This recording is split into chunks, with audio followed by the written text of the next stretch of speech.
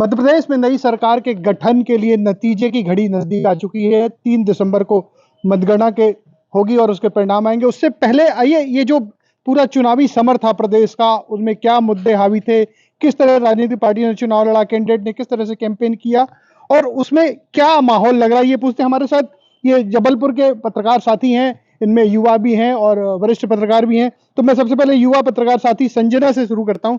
संजना, ये बताओ, इतना लंबा कैंपेन हुआ, चुनाव की प्रक्रिया हुई, आप निकट से देख रही थी, जुड़ी थी, तो आपको क्या लग रहा, किसकी सरकार आ रही, क्या मुद्दे थे और जनता के मन में क्या था?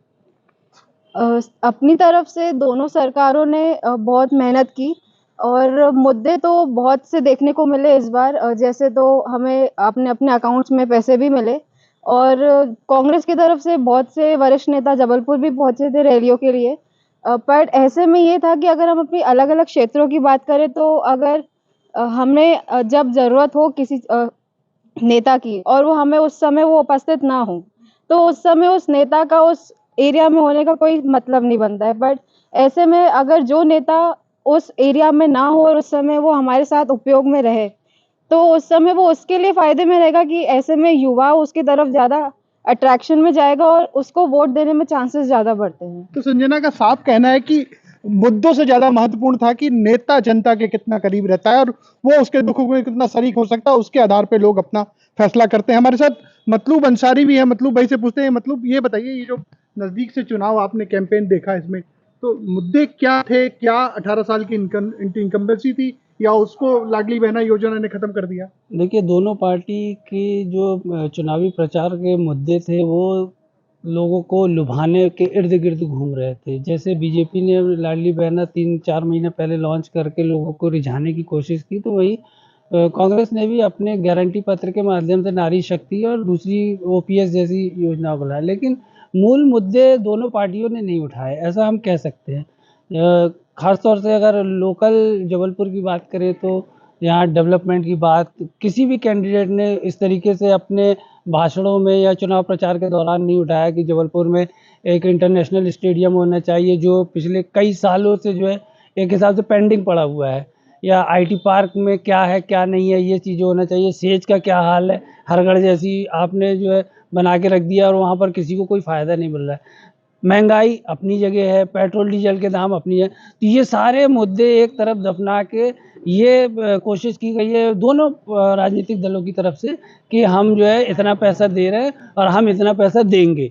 दोनों इसी इर्द-गिर्द घूम के चुनाव प्रचार के दौरान अपनी बात रख रहे थे। तो ये मतलब का कहना है कि जो विकास के मुद्दे थे वो हाशिए पे चले गए, दीगर मुद्दों पे चुनाव में हावी हो गया। हमारे साथ वरिष्ठ पत्रकार काशीनाथ शर्मा जी हैं, जो मध्य प्रदेश की नब्ज को बहुत अच्छे समझते हैं, चाहे वो राजनीतिक हो, चुनावी हो या बाकी। काशीनाथ जी, ये बताइए कि ये जो सनातन, लाडली बहना, ये बीजेपी जो ले आई और कांग्रेस ओपीएस ले आई, या नारी सम्मान योजना, सिलेंडर, ये जो फ्री बीज है, क्या चुनाव इन्हीं पे जीता जाता है कि डेवलपमेंट भी मुद्दा हो सकता है? देखिए, डेवलपमेंट मुद्दा होना था, जनता के मुद्दे मुख्य रूप से सामने आने थे, लेकिन एक आदमी लग गया गारंटी देने में, एक पार्टी लग गई और दूसरी पार्टी जो है वो अपनी सनातन और लाडली बहना, लाडली लक्ष्मी इसमें लग गई।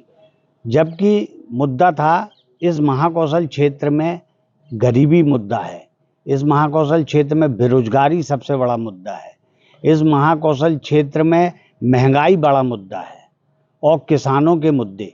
इन मुद्दों पर किसी ने चर्चा नहीं की और कांग्रेस ने अपनी गारंटी में किसानों का जिक्र किया, सबका जिक्र किया।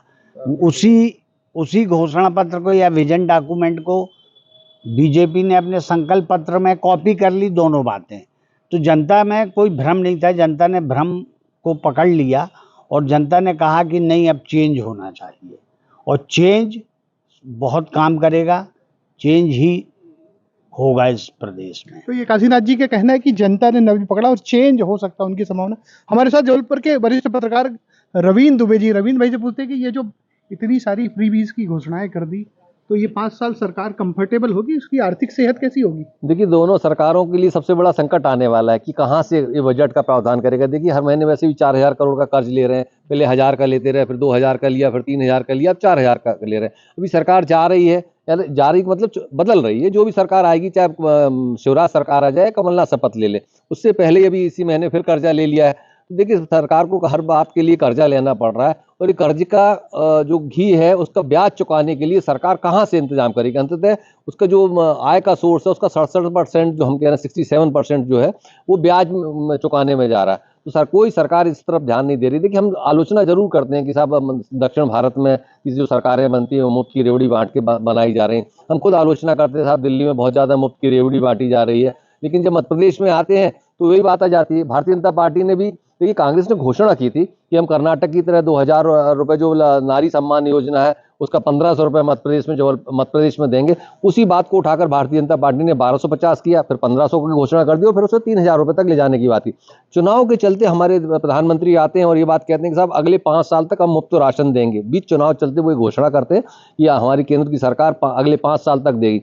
तो ये जो बजट है ये पैसा कहाँ से आएगा? अंततः जनता के ऊपर टैक्स लादना पड़ेगा, और जो मध्यम वर्गीय टैक्स पेयर है, जो वाकई में टैक्स देता है, जो व्यापारी टैक्स देता है, उसके ऊपर बोझ पड़ेगा। और उसके अलावा कोई रास्ता नहीं सारे सरकारों के पास कि ये किस तरीके से उस बजट की घोषणाओं को पूरा करेगा। अभी दोनों सरकारों ने जिस तरीके से घोषणाएं की, इससे ज़्यादा कर्जा है, लगभग 1000 से 2000 करोड़ का ज़्यादा कर्ज लेंगे तब जाके बजट का इंतजाम हो पाएगा। तो ये रवींद्र दुबे जी जैसा कह रहे हैं कि सर हो सकता है इन योजनाओं से फ्रीबीज की सत्ता हासिल कर लें, लेकिन सत्ता चलाना अगले 5 साल बहुत कठिन होगा। तो पत्रकार साथी को साहब का कहना है कि विकास के मुद्दों की बजाय जो बाकी दीगर मुद्दे जो उकसाने वाले तो उनके आधार पर चुनाव लड़ा गया, और जो भी सरकार चुनी जाएगी उसके सामने सरकार चलाना बहुत बड़ी चुनौती होगी। Ajay Tripathi, ABP news, Jabalpur.